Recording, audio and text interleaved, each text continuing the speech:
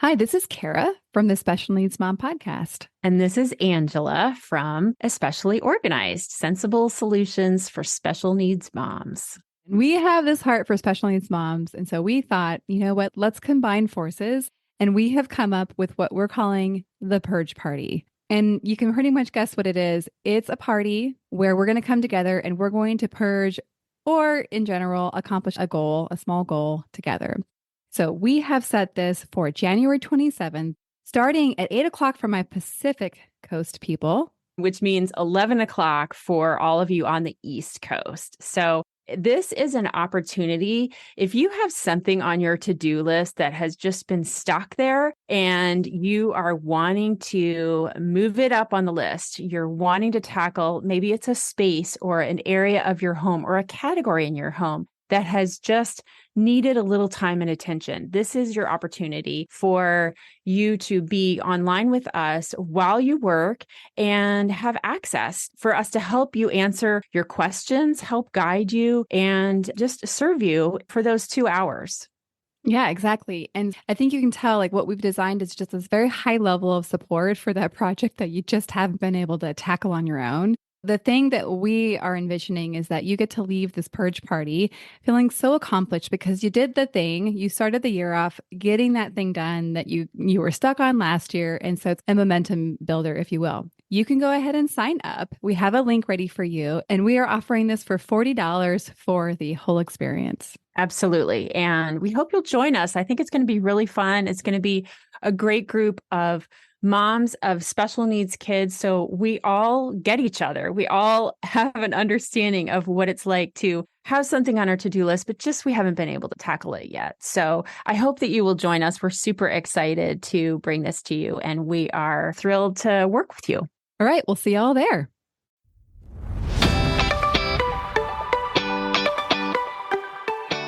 Hi, I'm Kara Riska, life coach, wife, and the mother of 4 incredible and unique kids. It wasn't all that long ago that my son received a diagnosis that had my world come crashing down. I completely lacked the ability to see past the circumstances, which felt impossible, and the dreams I once had for my life and family felt destroyed. Fast forward past many years of surviving and not at all thriving, and you'll see a mom who trusts that she can handle anything that comes her way and has access to the power and grace that once felt so completely lacking.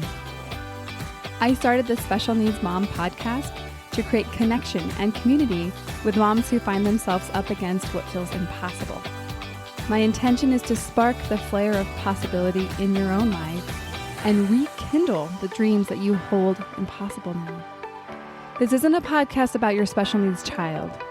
This is a podcast about you. If you're a mom who feels anxious, alone, or stuck, then you are in the right place.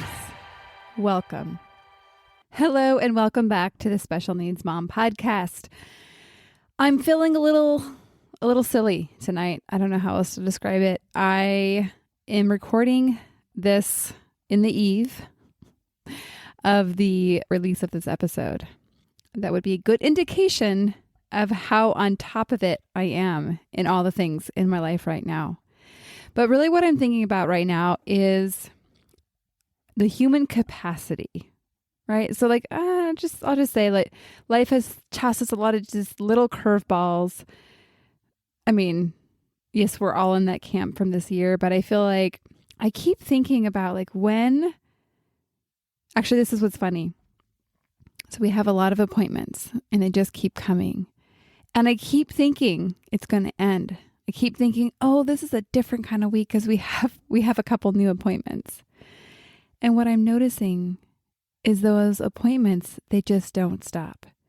And it probably has a lot to do with the fact that I have 4 kids. So typical people appointments, they happen, right? Orthodontists. That's really all that's happening with my typical kids. But then all the other plethora of opportunities to support my special needs child.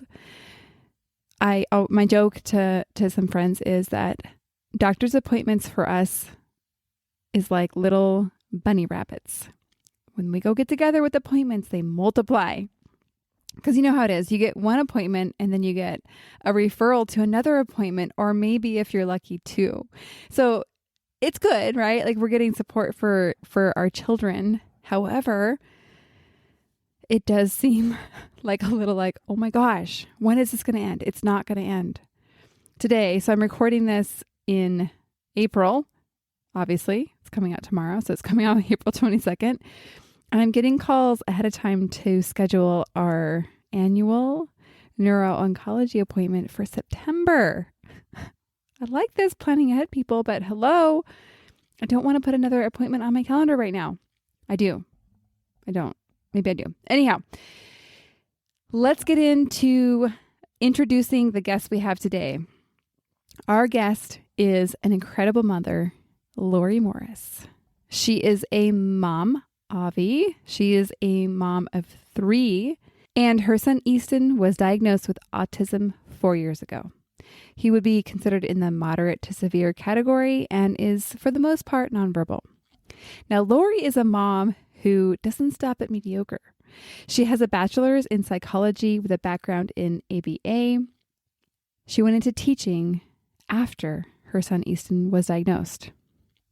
She spent her first 2 years as a behavior intervention teacher at public school, and while going through her son Easton's autism journey in ABA, schools and therapy, there was a lot she didn't like. And she says in this episode that she's a woman who believes that if you don't like something, get in there and go fix it. And that's why she decided to pursue her master's degree in special education. And now she is currently a special education teacher of the 5th grade. And she has a full-on side business where she makes these gorgeous, super fun balloon art. I don't know what they're called, but we're going to have pictures in the notes. You have to check them out because they make you smile. I mean, I know you're thinking like the classic balloon art that like was a boring arch, like when you went into like your junior high dance. I know you're thinking that, but these are way cooler. You got to check them out. What I really loved about this episode is Laurie's vulnerability, which was an interesting kind of vulnerability because she really shares about how she resisted being open about her son's diagnosis for years. And that vulnerability for her was something that was like the ultimate fear, or being so exposed and open about her son's diagnosis. And I think that's what makes this conversation with Laurie so special, is that it comes across as a very authentic, very, very deep to the core type of vulnerability. I think you as a special needs mom you'll feel her so hard. And I actually had an interview. So the second part of this interview is going to come out next week, where we talk a little bit more about her experience in the schools, and it's a kind of different conversation. But today you're going to hear all about her experience, quote unquote, coming out. And I think you're really going to love hearing about her journey, and I'll just say her transformation as she really puts her story out there and is also a light for what is possible as a special needs mom, as you truly accept and adore your child for exactly who they are, how they are now. Let's get started. Laurie, thank you so much for being here today. I've been looking forward to this conversation. We became acquainted, gosh, it was now many months ago when we did what's called an inclusion loop. It was new to me on Instagram, where it was a group of women banding together to bring inclusion to an awareness to the special needs community. So welcome to our show. Thank you so much for having me. I'm very excited. Yes. Well, I'd love for you to share in your own words a little bit about how you identify as a special needs mom, and just give us a little snapshot of what you're all about, you as a human and you as a mom. Okay. I mean, personally, I think that I'm just a regular, busy mom who constantly takes on too many things and is it's for sure. That is me. I am 35. I've been married for 10 years. I have 3 kids. I have 2 daughters and a son. My son is 6 and he was diagnosed 4 years ago with autism. He is considered moderate to severe autism. He is nonverbal. And in that nonverbal, he has a few words, but for the most part, you cannot sit down and have a conversation with him. He can't tell me what he needs at any given time, even though I know what he needs at any given time. I am a third-year teacher. I am a special education teacher, and I graduate with my master's in special education in June. So that is just a little snapshot. So you have been of course there's more. There's always more. And so you've been a teacher during the COVID adventure, we'll call it at this point. I have. You've been in graduate school. Yes. And you're also parenting all your children and also being a wife. Yeah. And I have a side business too that is very, very busy. Oh my goodness. Oh yes, I know. I saw this on Instagram. So random. Tell me about the balloons. Okay. So I always feel like that's the most random fact about me is the balloon thing, because I am like a teacher who has practically a master's degree. And it's like, oh yeah, by the way, I make balloons. So obviously people are like into these Pinterest parties where everything is pretty and perfect and whatever. I'm a Pinterest mom. I like things to just in general. This is going to come up later too. I like the pretty pictures. I like things to look perfect. I like things to be clean and, the nice curated Instagram pictures. That is me. That is who I am in a nutshell. So, for my own kids' parties, I taught myself how to make those elaborate, balloon garlands that are super pretty. I just did it for my own kids. Last year when COVID started, I was a teacher. We obviously got kicked out of our classrooms and we were working from home, but really last year we didn't have a lot to do when we were working at home because it was so unknown. So that's when the drive-by birthdays started. So I had friends who would be like, hey, will you make a balloon garland for my daughter's drive-by birthday? And I'm like, yeah, I have time. Why not? And it literally just escalated from there. And it's been 1 year now since I've started like this side business. And it, honestly, I make more doing balloons than I do teaching, which is ridiculous, but that is incredible. It is what it is. On a lot of different levels because my husband's also a teacher. So I could have commentary there, but I'm going to save that for a different podcast. Because we don't make enough. I know. Yes, that is my commentary for what these people do. I know it's a lot. Incredible. I could never do what my husband does. He's incredible. And not to be like, oh, well, just because I couldn't do it, but it's like truly incredible what he does every day in our downstairs office with the black screens that are his students. Is he working from home right now? He is working from home because anyhow, we won't get into the details there, but anyhow, what I want people to know about these balloon garlands is that you just really have to smile when you see them. They're so pretty and they just, it's really a different kind of art and it's really, really fun.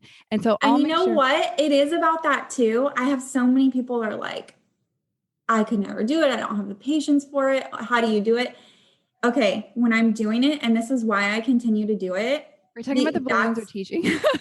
Balloons. Okay. Because I have something else to focus on. So I'm not thinking about the stress of work. I'm not thinking about the stress of kids. I'm not thinking about the stress of being a special needs mom. I'm not thinking about the stress of grad school. I'm thinking about how I want these balloons to look pretty. And for that hour and a half, I'm making that garland. And then when it's done and I can look at it and see that it's so pretty, I'm obviously proud, but it's an outlet, 100% stress relieving outlet for me to do that, which is so weird, but it's true. Well, it's really fun. And if anyone's like, what, balloons? How cool could this be? You haven't seen this. I have seen things coming out like this. And actually, probably I saw some of your stuff when we first were getting to know each other, but I just didn't make the connection until I was looking at more stuff today. They're so fun and so beautiful. What area? Are you in California? Where are you? I am. I'm in Central Valley, California. So I'm in Atwater. Atwater. Okay. My husband's from Clovis. So oh my gosh, that's like 45 minutes away. Yeah. So I know the Central Valley. I got peeps there. Yeah, Got lots we of are peeps there. Really close to Clovis. We're right in between Fresno and Modesto. So Clovis is right by Fresno. Look at that. Well, I'll make sure my people know about your balloons. Where do you guys live currently? We are in San Marcos, California. So San Diego area, for those not familiar with, it's a suburb of San Diego. So we're down south, born and raised. Nice weather down there. It's not so bad. Let's talk a little bit about, let me transition that differently. So that is so fun. I love the balloons. And like I said, I was going to say earlier, I'll put pictures on my Instagram so that people can see what we're talking about when this episode comes out, because it's just really, really fun. I And feel if you're like in it needs a picture explanation because it it's really like, does. what? It really does. It's kind of like, well, you can talk about flowers all day long, but until you see them, it's why we have images. And so I would love to talk about what you shared a little bit about basically this time last year. So I came across a post of yours and it was from April 2nd this year. And you basically shared that there was a year anniversary from when you decided to intentionally let your walls down, to expose yourself to the world. I'm guessing through the channel of Instagram. And I want to hear the backstory. I want to hear first a little bit about what drove your decision to finally make that step. I feel like I don't want to say that it was just this secret I had, but it was. And we're talking specifically about, actually, why don't you give a little bit more backstory? I realized I didn't give that a lot. So what specifically did you essentially come out with and stop hiding from? So a year ago, it was technically when that first post made, it was April 1st. And I had given myself this timeline, literally probably almost a year before that. And I was like, okay, Laurie, you have that much time to prep because you're going to do it. Like, you have to just open up about real life. And so it took me that long to mentally prepare myself. And so you're saying it took about a year for you to mentally it took a year to even mentally prepare myself to get to the point where I was like, okay, I'm gonna let the walls down. I'm gonna be vulnerable. And I had known that I know April is Autism Awareness Month. Specifically, April 2nd is World Autism Day. And if you know me in real life and you see me and you talk to me for the last, at least a year before this, I will openly talk to you about my son. I will openly tell you, coworkers, I have a child who has severe autism. This is what our life is. I can freely talk about it. But for some reason, I could not on social media. I don't know why. I guess because my profile is not private and it's a whole world of people who don't know me personally. And again, I am a big fan of the perfect looking life, the curated pictures and the pretty kids and the matching outfits and the nicely decorated house. And that is, as petty as it sounds, I like those things. I pride myself on having a nice house and having cute kids and having cute outfits, those things that really sounds like important. It's a source of enjoyment for you, that you enjoy. I appreciate it. It does. Yeah. It does. Of course, I like my kids to dress cute and look cute. Who doesn't?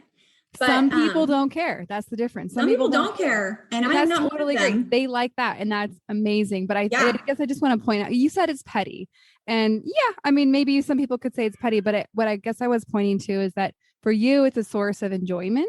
Yes. And that you really like curating a nice house and like the balloons, like you like creating in that way. And I do. I guess I want to say there's nothing wrong with that. Yeah. I don't know. And I guess that's part of the way the world conditions us too, is that we're not supposed to care about that superficial stuff, but I do. And I always have. And it is what it is. I work out and I, go to my hair appointments and I wear makeup. And of course I care about that superficial stuff. I care about deeper stuff too. You'll see. But anyways, so for some reason that jump to talk about it on social media, I just couldn't. It was the single most terrifying thing to me. I guess my personality is I pride myself on being very, very strong. I pride myself on not asking for help. I pride myself on being very tough because that's how I am. I'm not an emotional person. I'm just not like a whiner. I'm just not. And when things need to get done, I do them. I don't complain. It just is what it is. So for me, looking weak is like my biggest fear in the whole world. I don't want to look weak. And my son, it's a combination of that perfect picture not being perfect to everybody else and me looking weak because I can't always be strong when I talk about everything we've been through. So for me, it was really hard to be able to just be like, okay, this is how it is. Okay. I'm not pretending anymore. Not that I never lied about anything. I just never openly shared, And when I got to the point where I was like, okay, you got to do it. You can't live this life forever because it's very, very heavy. Then it was just like, okay, rip off the Band-Aid. And that was my last year I ended up doing it April 1st because I had the post ready and I was going to post it on April 2nd because it was World Autism Day. And it was that rip the Band-Aid thing. It was like, do it now or you're not going to do it. And I didn't tell anyone I was going to do it. I did not tell my husband. I did not tell my mom. I did not tell anybody because I'm not a person who talks about things. I just do things. Once I psych myself up, it's like, okay, you're going to do it, but I'm not going to tell anybody about it. I'm just going to do it and see how it goes. I love it. So what did you share and say in that post? So it was right when COVID started too. I mean, we had been on like quarantine lockdown for a couple weeks maybe. Mm-hmm. And I remember everybody was just like freaking out about COVID and freaking out about what am I supposed to do with my kids at home all day? We can't go to the park or the zoo. And, there was a lot of other stuff going on too. I mean, it was, there was a lot going on in the world at that time. It was a lot. And I remember thinking like, God, all this stuff is really, really important to a lot of people. But to me, like, this is what's important to me. So I remember starting that post with, I know that there's a lot going on in the world right now, but I need to tell you about my world. It like makes me cry thinking about it. But it was the first time I just laid it out there.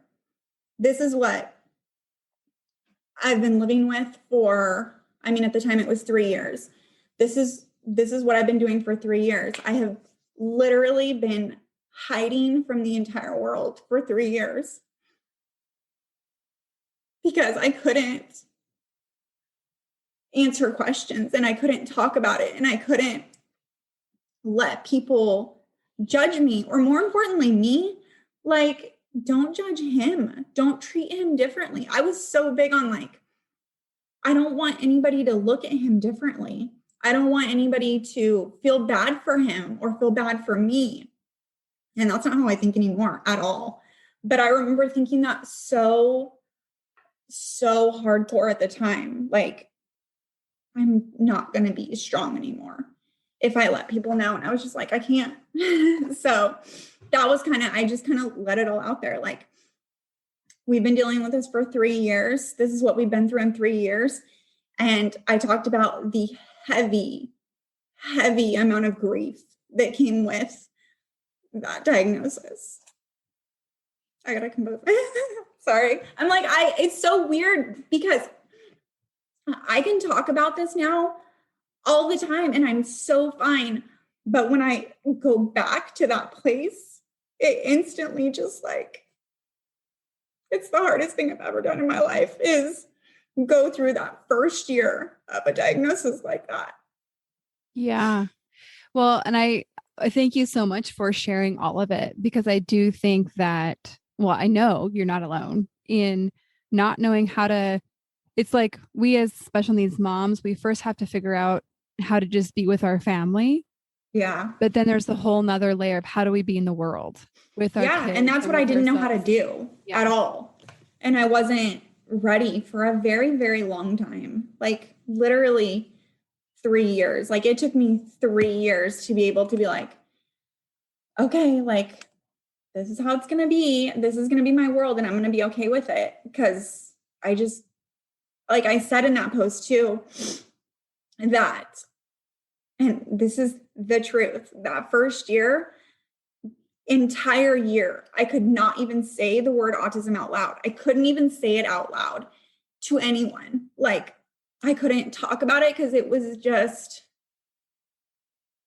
too much. I felt like it was my fault. I felt like I was a failure. I felt like I didn't know what the future held, and it was literally too much to deal with. Yeah. And I think it's interesting. And thank you for sharing that too. I think we do need time to process all of it, to intake all of it. And my journey is so very different, but I know I consider it God's grace that I didn't find out all in one day that my son had a brain tumor and was visually impaired and all the other, I can go on with a long list. It came in it came in waves, years and years apart from each other. And it doesn't sound like you had the same experience. I think you got this big word, right? That like you had all sorts of meaning associated to. And so essentially all in one word diagnosis, life as you thought it would be was no more. And I mean, call it that, life prepares you for what you're going to get type thing. But I have a bachelor's degree in psychology, and I heavily studied autism in my undergrad, heavily. I worked in college. I worked as a behavior technician in home for kids with autism, and I provided them ABA services. This was 10 years before Easton was born. And the amount of experience I had with autism and the amount of knowledge I had, it prepared me, but it almost made it worse. Because it was like, that. Yeah, you knew, and then there would be people almost. It kind of did make it worse. And then people were like, will tell me, and it's not that I get mad about it because I don't, but people will be like, but don't you think life prepared you for this? I mean, it kind of did. But in that first year, don't tell me that, because that's not what I want to hear. But looking back, it did. My mom's a speech and language pathologist, and she's been a speech and language pathologist for 25 years. And you know how hard it is to find a good speech pathologist for your nonverbal child? Very. And I've always had that at my fingertips. And that's another thing. So, I mean, between my mom and her profession and my background, I mean, life did prepare me for having this child, but that is not what I asked for, Yeah. That didn't necessarily make it easier to process and to accept the diagnosis. Yeah. Yeah. No, I almost think it made it harder, because I was just like, not me, not with my background, stuff doesn't work out like that, It's interesting because somebody I know locally here that runs some support services for many kids that are on the autism spectrum. She has an older child, but then now she has a younger child, and he is on the spectrum. And when I realized that she had been in this industry or in her industry for so many years, and then she becomes a mother, it's just like, you think, oh my gosh, how does that happen?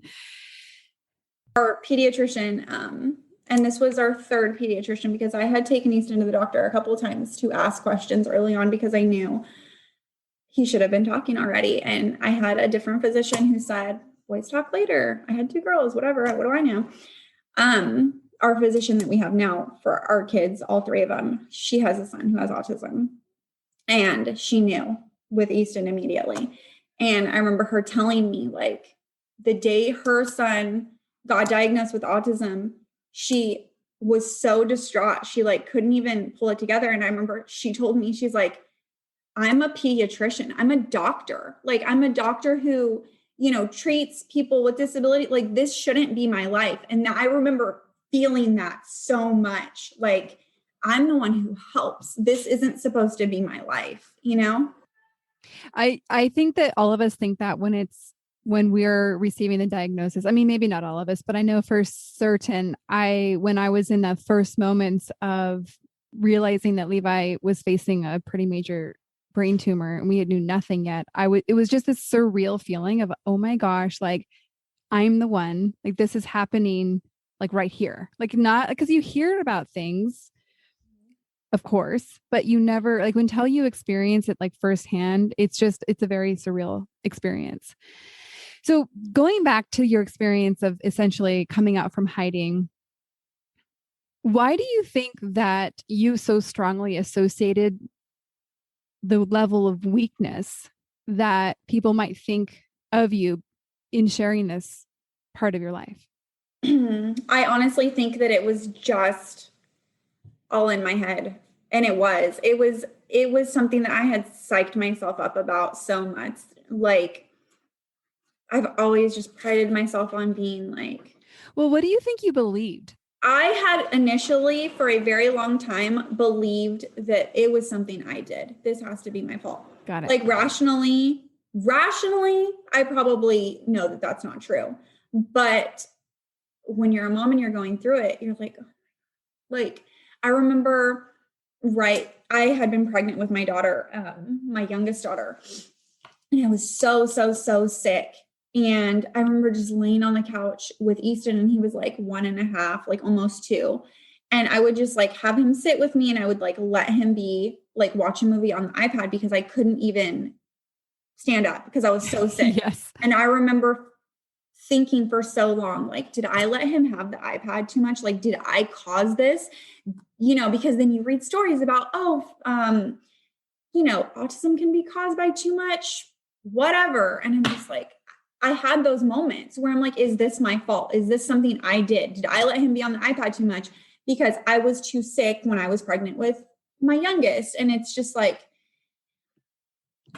you have those moments. And then when you get to a place 4 years later and you're rational, you're like, you're rational obviously, again. like I didn't do it, but there's a lot of guilt that comes along with, I think, any diagnosis. I mean, I don't have other diagnoses and, my kids, but it was a huge guilt. Are people going to think this is my fault? Are people going to think I didn't do something right or didn't do enough or, do I suck? Am I a bad mom? Because I'm like the epitome of let me do everything in the world to be a great mom. I will run my daughter's cheerleading program and I volunteer in the classrooms and I freaking, I am that mom who is the overachiever. So now to have this come up, it's like, well, obviously you're not mom of the year because. Well, yeah. And so what's interesting is this happens a lot for high achievers where most anything right. And I was like, and I can spot one from a mile away. And so what happens is that really nothing in your life has been too difficult for you to overcome. Like you've figured out everything. You've been able to work hard and be pretty smart. And like through a series of privilege and hard work, you've been able to do anything.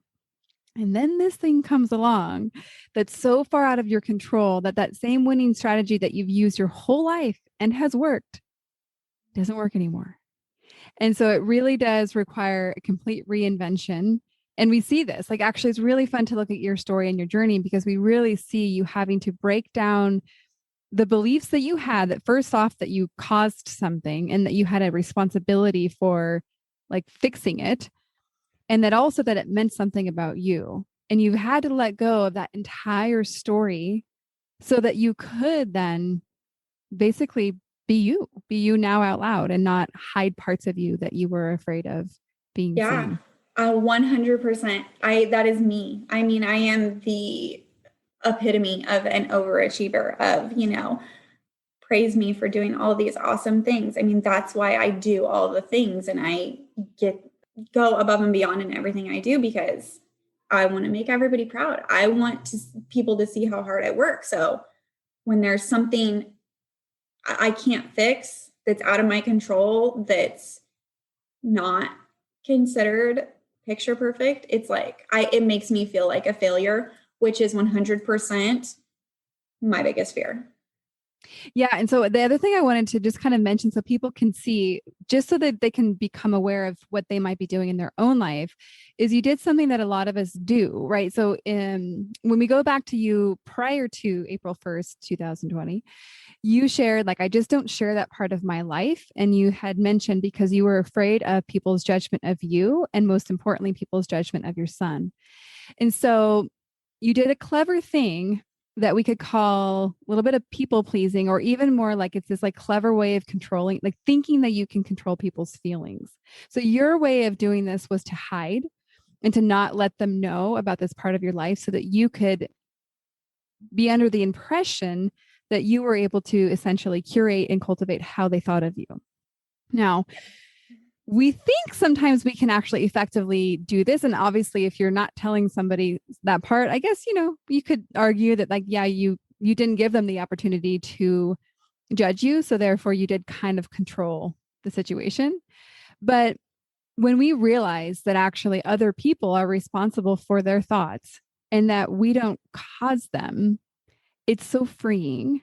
And I know that this actually comes up so much for mothers of special needs children, because as like I mentioned earlier, when you go out into the world trying to figure out how you're supposed to be when your child is clearly not acting how they are, in quote, supposed to be, I know for myself, it's still an emerging skill that I'm developing on not letting it get to me as far as being insecure about, like, oh my gosh, we're not doing this right. Like, people are going to think XYZ. And I'm not a person that likes to be real boisterous and like cause a lot of attention to myself. Like, if you see my clothing, like, I'm not wearing like fluorescent orange and like bright pink. I'm wearing like, that's not my personality. Right. And so when I have this person who's part of my life who more has that personality, and also because, I mean, we're doing things like screaming and slamming doors and like all the things. Yeah. When I say we, it's really not me. I always say we when I'm talking about me and I was like, Easton. wait a second. I am not doing those things. But anyhow, that's just kind of funny. Anyhow, so really so interesting. And thank you for sharing the entirety of the story so that we can see all the sides of it. And I guess kind of in wrapping up that part of our conversation, what do you feel like you have gained by essentially coming out of that hiding? I am 100% a different person today than I was a year ago. And I've always been and I guess it just gave me my old life back, my pre-diagnosis life back, because I've always been a very outgoing, confident person. That's just how my personality has always been. I mean, I am not afraid to talk in front of a crowd, and I don't care if people look at me. And I was just, it doesn't bother me. That's my personality. But while I post diagnosis and those few years after that, I stopped talking to everybody. I stopped going to restaurants. I stopped going out in public. And I vividly remember thinking, like, I don't want to go. This sounds so bad, but I don't care because it's true. I remember thinking, I don't want to go to a restaurant and have somebody I know see me with my 4.5-year-old son and ask him a question and him not answer, and then be like, oh, because nobody knew. I mean, close family and friends knew, but people didn't know. And I remember it being such a fear of mine. And so I guess being crippled by that fear for so long, and the thing that I was, most afraid of was opening up and looking weak and talking about it. It was literally the best thing I ever did for me, for Easton, for my husband, for my daughters, because I feel like the weight of the world has literally been lifted off my shoulders. I feel like I don't have to hide anymore. Everybody knows, and at the end of the day, I learned, even though in the back of your mind, the more you talk about it, the more you open up, the more you yourself come to terms with that diagnosis, you learn that it really is fine. It really is okay. Like, my life is never going to look the way I thought it was going to look, but that's okay. I mean, and that's not, maybe it's going to look better because I'm definitely a better person than I was before this. I'm less judgmental and I'm more patient and I'm kinder and I am. And you still look good while doing it. Thanks. But honestly, like things were easy before and things were picture perfect and fine and whatever. And they're not anymore. And feeling like they don't have to be is the most freeing feeling in the world. Like, you know what? Sometimes it sucks. You know what? Sometimes it's messy. Sometimes I have to cuss at insurance and ABA providers and school people. And I'm not the most eloquent when I'm on the phone with somebody telling them that, you know what? Let's just go talk to a lawyer because you're wrong in this situation and I'm not going to take it. I mean, at the end of the day, sometimes I look a certain way, which in my old life, I would have been like, oh, no, I need to look perfect. I need to, have my nice smiley face on. And now I'm like, no. Like, we're going to do what we need to do. And everything isn't perfect and everything isn't pretty all the time, but that's okay. Because at the end of the day, I'm still going to do what needs to be done for my kids. Judge me if you want. I'm here for it. I don't care anymore. You so just kind of let those walls down of like, okay, it is what it is. Yeah. And I see how you feel. You mentioned a couple of times, I feel so free. I feel so light.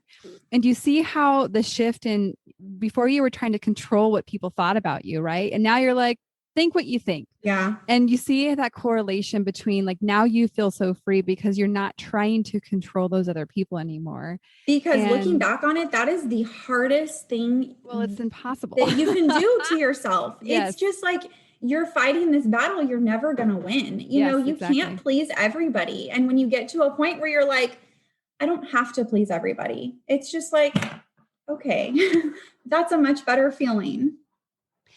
I love it. Such a great, let's call it a before and after story. And I can totally see how you feel like a different person. Now, I realize that ended a little abruptly. I ended up splitting this episode into 2 parts, one obviously being released today.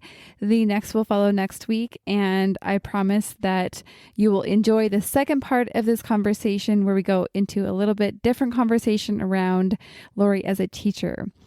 And before we officially wrap up the episode, I want to tell you about the Special Needs Mom Group Coaching Program Part 2.0. I guess I should say 2.0.